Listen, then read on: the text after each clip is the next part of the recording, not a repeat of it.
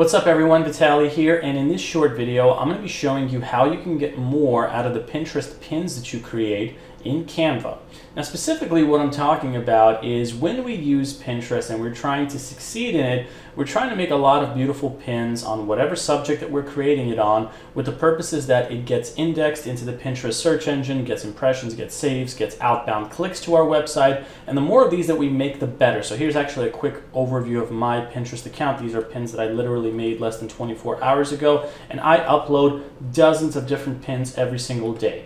And quantity is something that is a factor when it comes to Pinterest success. So you upload more beautiful Pinterest pins and you adjust them for SEO, you have better chances of those pins getting more for you, more impressions, more saves, more of that. Now, when you create these pins, I usually create them in places like Canva. And sometimes you will have situations where you will have a certain image like this one that is really, really nice, but you can't exactly duplicate it. Like I can upload this as a pin, but then I cannot go and upload the exact same image as a pin because that would be a duplicate pin and that could have my account fall under some potential violations, and I don't want that to happen. However, through a few little tricks, you can actually optimize the image or change it around in a certain way where you can actually maybe have 8 different versions of this image and upload them all to Pinterest, and they would all be considered unique images. So that way you potentially 8x the amount of pins that you create from beautiful images, and that way you don't have to go through all the hassle of trying to find new Pinterest pins in Canva to upload then to Pinterest. So let me show you how this looks and works. So this is the original image that we have over here. It is, in my opinion, a stunning image of a scenic drive. It's an Olympic National Park, and let's say that I uploaded this pin.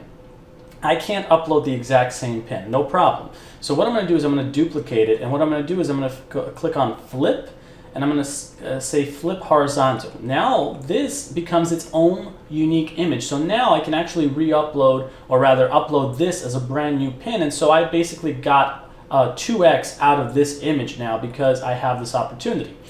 Let's say I want to go further with this. Let's duplicate the image again, and let's change it back to what it originally was. What you can also do is if you double click on the image, you'll notice that the background becomes a little bit more gray. And what you can do is you can actually drag the image, see how it makes it a little bit larger, where you actually make this a little bit of a different image. And so this now becomes a brand new image because this one showed the sky and the top of the mountains, but this one doesn't. So that's another way to do it. That's the third option. Duplicate the page, you have the same exact option, click on flip, and that creates a brand new version of that. So that's 4 different ways that I literally am reusing the exact same image that I can put up on Pinterest right now. So if you have situations where you, for example, have a pin that is performing really well, like let's suppose this is performing really well, I'd want to make more of these pins. And if I can't find more unique versions of it in the Canva database, I can use these methods that I'm showing you right now to do just that. So let's keep going further with this. Let me duplicate this image and let me flip it back to its original. Now what I want to do is if I double click on it, the duplicate one will be from the previous standards that this image had. So I'm going to move this down like this, I'm going to move this down like that, back to what it originally was. So this was the original image that I started with. Now what I'm going to do is I'm going to click on edit, and I'm going to click on adjust. And what I'm going to do is I'm going to head over to and adjust the brightness, make it a little bit more brighter, just adjust some of these numbers over here. I typically go with brightness, saturation, and sharpness. So I'm going to make this a lot more, give it a lot more saturation, which gives it more color, as you can see, compared to these other images, versions of it. And I'm going to make the sharpness a little bit more. So now this looks exactly like the original image, but it has more color, more sharpness to it, and that itself counts as a new image. So that's another way that I'm repurposing the exact same image that I can then download and then upload to Pinterest so I can get more out of it. Now I can also take this image just like I did before, duplicate it, flip it, and that itself becomes a brand new image. So that's like 6 or 7 different ways that I showed you. And one more that I will show you is that let's say that I take this image and I want to upload it into let's say a mosaic or an image or a pin where I have multiple pins. So for example, I have a bunch of different templates that I have that I use for Pinterest.